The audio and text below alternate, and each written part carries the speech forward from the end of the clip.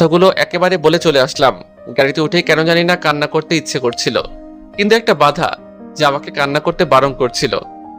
আমি সরি ভাই, আমার জন্য এসব হয়েছে। আরে এখানে তোর কোনো দোষ নেই। আমি বুঝতে পারছি তোর মনের অবস্থা। আরে পাগলি, কান্না করছিস কেন?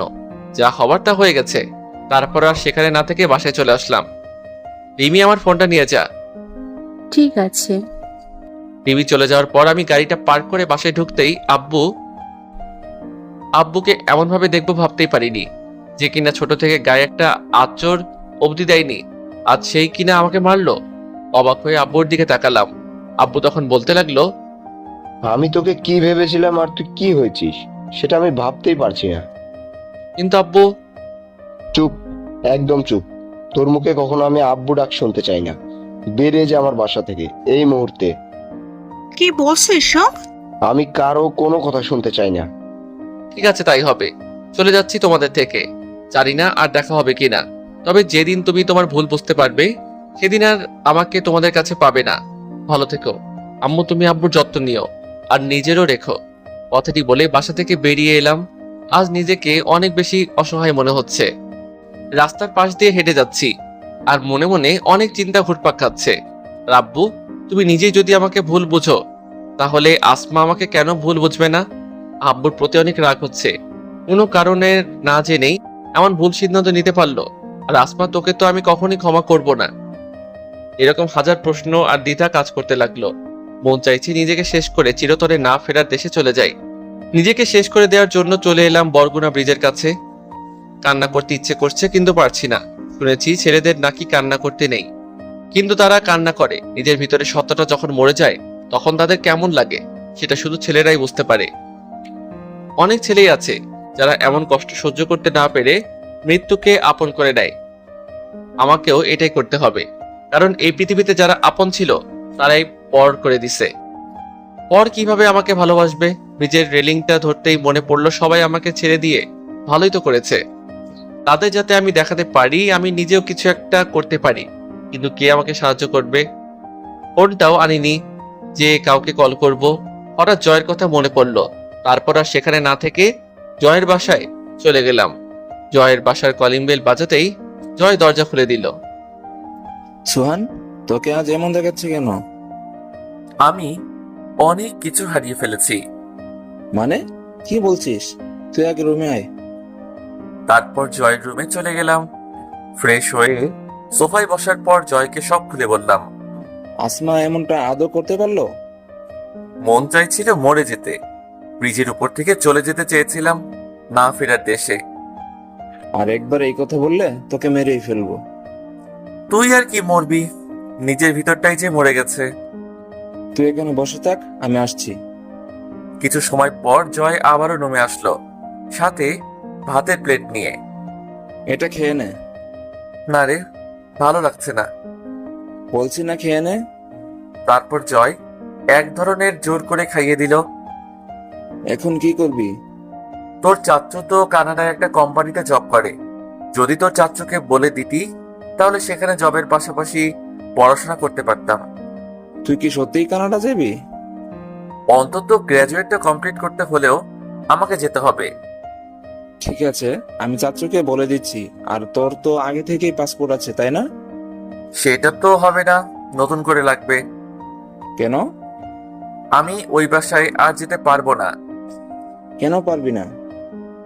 জানি না, কিন্তু আমি যেতে পারবো না। ঠিক আছে, আমি সব ব্যবস্থা করছি। আর শোন, আমার কিছু বৃত্তি পাওয়ার টাকা আছে, সেগুলো তুলতে হবে। আমি সেগুলো তুলে তোকে দিচ্ছি। আর তুই কিছু টাকা লাগিয়ে একটু তাড়াতাড়ি সব ম্যানেজ কর। আমি আর এখানে থাকতে পারবো না। শালা, তুই কি আমাকে পরোয়া পিস? তুই আমার জন্য, আমার পরিবারের জন্য কি করেছিস সব ভুলে গেছিস? আরে এই বাসাটায় যে আছি সেটাতেও তো তোর ভাগ আছে। তোর মনে আছে তুই এই বাসা তৈরিতে তোর বাবার থেকে কত টাকা আমাদের দিয়েছিস? সেগুলো তোর মনে নেই? আর আর তুই আজ বলছিস তোর থেকে টাকা নিব? তুই 2 দিন অপেক্ষা কর, আমি আর আব্বু মিলে সব করছি। ঠিক আছে, কিন্তু কেউ যেন না জানতে পারে। তাই হবে। তারপর জয় চলে গেল। আমি সেখানে বসে ভাবতে লাগলাম যার জন্য এত কিছু করলাম সেই কিনা আমাকে এভাবে অপমান করলো। ওর জন্য আব্বু আমাকে ভুল বুঝলো। আর আব্বু তো জানে আমি আসমাকে ভালোবাসি, তাহলে কেন তিনি এমনটা করলো? মানলাম আমার ভুল হয়েছে, কিন্তু একবারের জন্য শুনতে চাইলো না আমি কি করেছি। এখন তো আমি পরিবার থেকে দূরে আছি, কিছুদিন পর হয়তো দেশ থেকে দূরে থাকবো, কিন্তু আসমাকে আমি কখনোই মাফ করব না। আমাকে অনেক বড় হতে হবে। সেদিনটা এসব ভাবতে ভাবতে কেটে গেল। অনেকবার কান্না করতে ইচ্ছে করছে, কিন্তু পারিনি। আর পারিনি এটাই ভেবে যে আমাকে অনেক বড় হতে হবে। পরের দিন বিকেল বেলা ছাদে বসে আছি, এমন সময় জয় আর আঙ্কেল এলো। আঙ্কেলকে দেখার পর সালাম দিলাম। সোহান বাবা, আমি আমার ছোট ভাইকে বলে দিয়েছি তুমি সেখানে গিয়ে থাকবে, কিন্তু তুমি যে চাকরির কথা বলেছিলে সেটা এখনো হয়নি। আপাতত তুমি ওর বাসায় থেকেই পড়াশোনা করবে। কিন্তু আঙ্কেল, যদি ওনার কোনো সমস্যা হয়? কোনো সমস্যা হবে না, আমি ওকে সব বলে দিয়েছি। আর যদিও সমস্যা হয় আমরা তো আছি, আমরা ওর সাথে কথা বলে নিব। আর শোন, আমার চাচু অনেক ভালো, তোর সাথে অনেক ভালো সম্পর্ক হবে, দেখে নিস। কিন্তু পাসপোর্টটার কি হলো? সব হয়ে গেছে, আমি আর আব্বু সেখান থেকেই আসলাম। আর রুমে তোর সব কিছুই আছে, এখন শুধু কিছু জামা কাপড় কিনতে হবে। হ্যাঁ। তাহলে আজ রাতে শপিংয়ে যাচ্ছি। আর শোন, তোর ফ্লাইট কাল বিকেল 3:30 তোমরা তাহলে কথা বলো, আমি যাই। তারপর আঙ্কেল চলে গেল। আমি যে তোর বাসায়, এটা কি কেউ জানে? সাকিব আর রাহুল জানে, ওরা সন্ধ্যার সময় এখানেই আসছে। আর কেউ তো জানে না? না, তবে তোর ভাইয়া জানতে চেয়েছিল। তুই কি বলেছিস? বলেছি তোর সাথে আমার কোনো কথা হয়নি। ভালো করেছিস। এখন চল নিচে যাই। হ্যাঁ, তাই চল। সেখানে আর না থেকে রুমে চলে এলাম।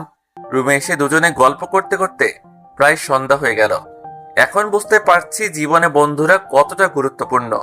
প্রতিটা ছেলেমেয়ের জীবনটাকে সুন্দর করে পরিচালনা করা এবং বিপদ থেকে মুক্তি পাওয়ার জন্য বন্ধুরা অনেক অনেক বেশি সাহায্য করে। আর আমার জীবনে এটা বাস্তবতায় রূপ নিয়েছে। যেখানে নিজের পরিবার থেকে আমি বিচ্ছিন্ন, সেখানে বন্ধুরা নিঃস্বার্থের মতো কাজ করে যাচ্ছে। কি রে, কথা বলছিস না কেন? জয়ের কথায় ধ্যান থেকে বাস্তবতায় ফিরলাম। না, তেমন কিছু না। এখন রেডি হ, বের হতে হবে। কিছু থাকলে তো পরে রেডি হব। চুপ শালা, আমার যেগুলো আছে সেগুলো পরে নেই। সাকিব আর রাহুল প্রায় চলে এসেছে। ঠিক আছে। জয়ের সাথে আর কথা না বলে ফ্রেশ হতে গেলাম। বাথরুম থেকে শার্ট প্যান্ট পরে রুমে আসলাম। রুমে এসে দেখলাম রাহুল আর সাকিব চলে এসেছে। তোরা কখন এলি? এই মাত্র আসলাম। আর তুই কি সব ভেবে বলছিস? আরেকবার ভেবে দেখ না। এটা নিয়ে আর কোনো কথা বলতে চাই না। ঠিক আছে, বাদ দে, এখন চল। এরপর সবাই মিলে একটা মলে চলে এলাম। টুকটাক কিছু কিনে নিলাম। মার্কেট করতে করতে অনেকটাই রাত হয়ে যায়, যার জন্য রাতের খাবার খাওয়ার জন্য একটা হোটেলে যাই। এই রে, একটা ভুল হয়ে গেছে। কি? সুহানের জন্য তো ফোন কেনা হয়নি। ইস, শালা আগে বলবি না? তার দরকার নেই। কেন? এখন লাগবে না। তাহলে তোর সাথে কন্টাক্ট করবো কিভাবে? তোর চাচুর ফোন দিয়ে। আর আমি ওখানে গিয়ে না হয় একটা ফোন কিনে নিব। ঠিক আছে। কথা বলতে বলতে রাতের খাওয়াটাও শেষ করে সাকিব রাহুলকে বিদায় দিয়ে আমি আর জয় ওর বাসায় চলে এলাম। সেদিনের মতো আর জেগে না থেকে ঘুমিয়ে যাই। পরের দিন ঘুম ঘুম ভাব নিয়ে চোখ খুলতে দেখলাম সাকিব আর রাহুল এসেছে। কিরে, তোরা এত সকালে? আজ তো তুই চলে যাবি, তাই ভাবলাম আজ না হয় তোর সাথে থাকি। চল এখন ঘুরে আসি। হ্যাঁ সোহান, চল সবাই মিলে ঘুরে এসে তোর সবকিছু গোছাতে শুরু করব। ওদের সবার কথা শুনে কি বলবো বুঝতে পারছি না। কিঞ্চিত পরিমাণ হেসে দিলাম। ওই, হাসছিস কেন? না, এমনি। চল, তোরা যেখানে বলবি আজ সেখানে যাব। উঠে ফ্রেশ হয়ে বাথরুমে চলে গেলাম। ফ্রেশ হয়ে সকালে নাস্তা করার পর ওদের সাথে ঘুরতে বের হলাম। প্রায় 12:30 পর্যন্ত ঘোরাঘুরি করার পর জয়ের বাসায় চলে এলাম। তবে শুধু আমি আর জয় না, সাথে সাকিব আর রাহুলটাও। বন্ধুরা অনেক বড় পাওয়া, এই জন্য প্রভুর এক আশীর্বাদ। দুদিন আগে আমার সাথে যা হয়েছে, যার জন্য আত্মহত্যা করতে গিয়েছিলাম, আর আজ বন্ধুদের সাথে ভালোই আছি। সে যাই হোক, অতীত নিয়ে আর কিছু বলার প্রয়োজন নেই। 3টার দিকে বাংলাদেশ বিমানবন্দরে সবাই চলে এলাম। এরপর আঙ্কেলকে সালাম করে বন্ধুদের সাথে কথা বলতে লাগলাম। কথা বললে ভুল হবে, এক প্রকার কান্না করছিলাম। কিছু সময় পর নিজেকে স্বাভাবিক করে বন্ধুদেরকে বিদায় দিলাম। ফ্লাইটে বসে ভাবতে লাগলাম, আজ ওরা না থাকলে আজ হয়তো আমি থাকতাম না। এরপর ফ্লাইটটা কানাডার উদ্দেশ্যে আকাশে উড়াল দিল। হাতে ঘড়ি আর মোবাইল না থাকায় কতটা সময় লেগেছে সঠিক জানি না। কানাডায় আমি জয়ের চাচার বাসায় ছিলাম। ওখানে আমি দুজন খুব ভালো বন্ধু পেয়েছিলাম, যারা আমাকে অনেক সাহায্য করেছে। একটা ছিল জয়ের চাচাতো বোন তানহা, আর একটা স্বপ্ন। ওদেরকে আমি কখনোই ভুলতে পারবো না। এভাবে দেখতে দেখতে প্রায় 5টা বছর কেটে গেল। নিজেকে অনেক সময় অনেকভাবে আবিষ্কার করেছি। উদ্দেশ্য ছিল একটাই, অনেক বড় হওয়া। কানাডা ভার্সিটি থেকে পিএইচডি করে বের হলাম। তানহা আর শবনমের সাথে আড্ডা দিচ্ছিলাম। এমন সময় জয় কল করে বলল, আব্বু স্ট্রোক করেছেন। কথাটা শোনার পর মাথায় যেন আকাশ ভেঙে পড়ল। হাত থেকে ফোনটা পড়ে গেল। বুঝতে পারছিলাম না কি বলবো। ফোনটা তুলে তানহা কথা বলে আমাকে নিয়ে বাসায় চলে এলো। তারপর তানহা আর শবনম দেশে আসার সব ব্যবস্থা করেছে। কিছু সময় পর শবনম আমাকে আর তানহাকে নিয়ে এয়ারপোর্টে চলে এলো। জয়ের থেকে কথাটা শোনার পর থেকে মনের ভিতরে ভয় শুরু করে দিয়েছে। তারপর ওদের বিদায় দিয়ে ফ্লাইটে উঠে পড়লাম। হঠাৎ কাঁধে কারো হাত অনুভব করতেই চোখ খুলে ফেললাম। পাশে বসে থাকা এক ভাই কাঁধে হাত দিয়ে বলল, আমরা চলে এসেছি, নামবেন না? এইটাই ছিল জীবনে ঘটে যাওয়া আমার অতীত। চলুন এখন বর্তমানে আসি। এয়ারপোর্ট থেকে বের হয়ে সোজা বাসায় চলে এলাম, কারণ আব্বুকে এখন বাসায় আনা হয়েছে। বাসায় আসতে দেখলাম সবাই নিচে বসে আছে, কিন্তু সব থেকে বেশি অবাক হলাম বাসায় আসমাকে দেখে। সেদিকে খেয়াল না করে সবার কাছ থেকে একটু এগিয়ে যেতেই আম্মু আমাকে দেখে জড়িয়ে কান্না শুরু করে দিল। এতটা সময় আম্মুর সাথে কথা বলা তো দূরে থাক, দেখতেও পারিনি। অনেক রাগ তোর, তাই না? আজ যদি তোর আব্বু... আম্মু, আমার ভুল হয়ে গেছে, সেটার জন্য আমি সরি, কিন্তু প্লিজ অতীতটা আর মনে করিও না। আব্বু কোথায় এখন? রুমে আছে। ঠিক আছে, আসো আমার সাথে। রুমে গিয়ে দেখলাম আব্বু বিছানার উপর শুয়ে আছে। হয়তো ডাক্তার বিশ্রাম নিতে বলেছেন। আব্বুর কাছে গিয়ে বসে তার বাম হাতটা ধরতেই চোখ খুলে ফেলল। সোহান, আব্বু, আমি জানি তোমার এই অবস্থার জন্য আমি দায়ী। এটার জন্য কি মাফ করা যায় না আব্বু? কথাটা বলার সাথে সাথে আব্বু জড়িয়ে ধরে কেঁদে দিলেন। আব্বুকে বোঝানোর ভাষা আমার নেই, নিজেও কান্না করে দিলাম। তবে এটা দুঃখের না, বরং আনন্দের। কিছু সময় পর নিজেকে স্বাভাবিক করে আব্বুকে বিশ্রাম নিতে বলে আমি নিজের রুমে চলে আসি। রুমে এসে অনেকটা অবাক হলাম, কারণ যে রুমে 5 বছর কেউ থাকে না সেই রুমটা এত পরিষ্কার। হয়তো আম্মু পরিষ্কার করতেন। এসব না ভেবে বাথরুমে ফ্রেশ হতে চলে গেলাম। ফ্রেশ হয়ে রুমে আসতেই দেখলাম আসমা সোফার উপর বসে আছে। তবে আসমাকে দেখে বুকের ভিতরে কেন জানি না একটা মোচড় দিয়ে উঠল। এ যেন অন্য এক আসমা। আগের থেকে অনেক শুকনো লাগছে, আর চোখের নিচেও কালো দাগ পড়ে গেছে। হয়তো ঠিক মতো খাওয়া দাওয়া করে না। আসমার দিকে তাকিয়ে এসব ভাবছি, হঠাৎ অতীতের কথা মনে পড়তে মনের ভিতরে রাগের আবির্ভাব ঘটল। মন চাইছিল রুমে থেকে ঘাট ধাক্কা দিয়ে বের করে দেই, কিন্তু আব্বুর অসুস্থতার কারণে করলাম না। আসমার দিকে তাকিয়ে না থেকে ড্রেস পরতে লাগলাম। কেমন আছো? কি হলো, কথা বলছো না কেন? আমার উপর এখনো রেগে আছো? আমাকে স্পর্শ করার সাহস কোথায় পেলেন? আর আপনি কে? আমি কি মানে? হ্যাঁ, আপনি কে? মনে নেই কি বলেছিলেন, ভুলে গেলেন? সোহান, আই এম সরি, প্লিজ সেদিনের জন্য আমাকে ক্ষমা করে দাও। মাপ? সেটাও আবার আপনাকে? কখনোই না। মাফ তো তোমাকে করতেই হবে, আর আমার হারানো ভালোবাসাটা আমি আদায় করব, দেখো নিও। আর কোনো কথা না বলে আসমা রুম থেকে চলে গেল। আমিও দাঁড়িয়ে না থেকে ড্রেস পরে নিলাম। ড্রেস পরে রুমে বসে আছি, এমন সময় ভাইয়া এলো। ওখানে গিয়ে তো আমাদেরকে ভুলেই গেছিলি, তাই না? ভাইয়া কি বলছো এসব? ওখানে গিয়ে যদি তোমাদের ভুলেই যেতাম, তাহলে ফিরে এলাম কেন? হ্যাঁ, সেদিন আব্বুর প্রতি অভিমান আর আসমার প্রতি রাগ দেখিয়ে চলে গিয়েছিলাম, কিন্তু আজ সবার মাঝে ফিরে এসেছি। ওখানে গিয়ে কোথায় ছিলি? তারপর ভাইয়াকে সব খুলে বললাম, আর তানহা, শাবনামের কথা বললাম, কারণ আমার জীবন গঠনের জন্য তারাও অনেক সাহায্য করেছে। সব শোনার পর ভাইয়া বলল, তাহলে তুই তো অনেক বড় হয়ে গেছিস, তা এখন কি করবি? দেখি কি করা যায়। ভাইয়া, একটা কথা ছিল। কি কথা বল। আসমা এখানে কেন? ও তো এখানেই থাকে। এখানে থাকে মানে? তাহলে শোন, তুই যেদিন বাসা থেকে চলে গিয়েছিলি সেদিন থেকে আব্বু কার সাথে কোনো কথা বলেনি, সবসময় চুপচাপ থাকতেন। মাঝে মাঝে আমাকে আর আম্মুকে বকা দিতেন। কেন জানিস? আমরা নাকি তোকে আটকানোর চেষ্টা করিনি। এভাবে কিছুদিন যাওয়ার পর একদিন আসমা বাসায় আসে। আব্বু আসমাকে দেখে অনেকটা রেগে গিয়েছিলেন, কিন্তু যখন আসমা আব্বুর পা ধরে মাফ চায় তখন আব্বু আর রেগে না থেকে আসমাকে মাফ করে দেন। আব্বু আর আমি তোকে অনেক খুঁজেছি কিন্তু পাইনি। তোর কথা চিন্তা করতে করতে আব্বু প্রায় সময় অসুস্থ হয়ে পড়তেন। তখন আসমা আর আম্মু মিলে আব্বুকে সেবা করত। তোর বন্ধুদেরকেও অনেকবার বলেছি, কিন্তু ওরা কখনো তোর নাম্বার বা ঠিকানা দেয়নি। স্ট্রোক করার আগের দিন আব্বু তোর জন্য অনেক কেঁদেছিল আর অনেক চিন্তাও করতেন। আর আসমা, সে তো প্রতিটা দিন প্রতিটা রাত তোর জন্য কেঁদেই পার করতো, যার জন্য আব্বু ওকে আর যেতে দেয়নি। তখন থেকে আসমা এই বাসায় আছে। ভাইয়ার কথা শুনে চোখ দিয়ে টপ টপ করে জল পড়িয়ে করলো। ভাইয়ার সাথে কথা বলার পর খাবার খেয়ে আবার রুমে চলে এলাম। এরই মাঝে 3 দিন চলে গেল। এখন আব্বু সম্পূর্ণ সুস্থ। ও, আপনাদের তো বলাই হয়নি, ভাইয়ার একটা মেয়ে হয়েছে, নাম জ্যোতি, বয়স 4 বছর। জ্যোতিকে নিয়ে ছাদে খেলা করছি, এমন সময় আসমা এলো। তোমাকে আব্বু ডাকছেন? আসমার কথার কোনো উত্তর না দিয়ে জ্যোতির সাথে খেলা করতে লাগলাম। আমার এমন আচরণ দেখে আসমা আবারও বলল, কি হলো, শুনতে পাও না আমি কি বলছি? আপনার আব্বুর সাথে আপনি কথা বলেন, তাতে আমার কি? আর এখন যেতে পারবো না।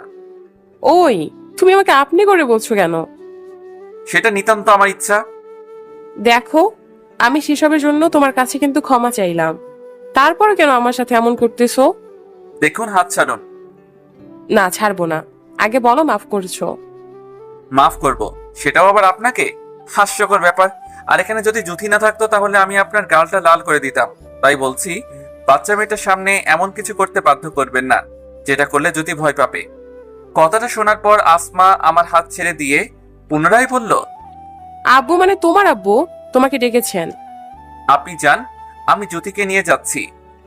তোমাকে এখন যেতে বললো, আর জ্যোতিকে আমি নিয়ে যাচ্ছি। আসমার কথার কোনো উত্তর না দিয়ে নিচে চলে এলাম। নিচে আসতেই আব্বু বলল, সোহান, আমার তো অনেক হলো, এখন আমি চাই তুমি আর তোমার ভাই কোম্পানির দায়িত্বটা নাও। আব্বু, এখন এসব করা আমার দ্বারা সম্ভব না। কেন? আগে জানতে হবে অফিসের কাজের ধরন।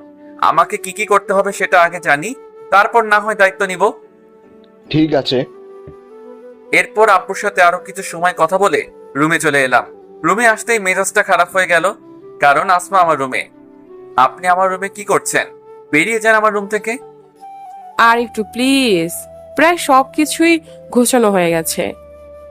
গোছানো লাগবে না, আমি নিজেই পারবো।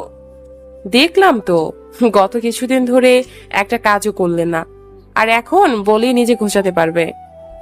কথাটি বলে আবারও কাজ করতে লাগলো। আপনার করতে হবে না, চলে যান আমার রুম থেকে। হাত ধরে বের হতে বললাম। আর একটু আছে তো। বলছি না করতে হবে না।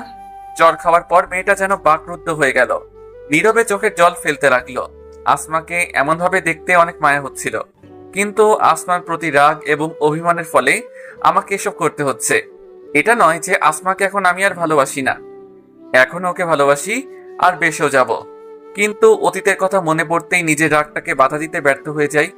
আসমাকে এভাবে দেখতে নিজের কষ্ট হচ্ছিল, তাই নিজেই রুম থেকে বের হয়ে বন্ধুদেরকে ফোন করে বরগুনা ব্রিজে আসতে বললাম। তারপর ওদের সাথে ঘোরাঘুরি করে সন্ধ্যার দিকে বাসায় চলে আসলাম। রাতে রুমে বসে ফোন টিপছি, এমন সময় আসমা রুমে আসলো। বাসায় কখন এলে? সেটা কি আপনাকে বলতে হবে? আমি কি একটু শুনতে পারবো না? না, পারবেন না। কেন পারবো না? কারণ কোনো কিছু শোনার অধিকার তোমার এখন আর নেই।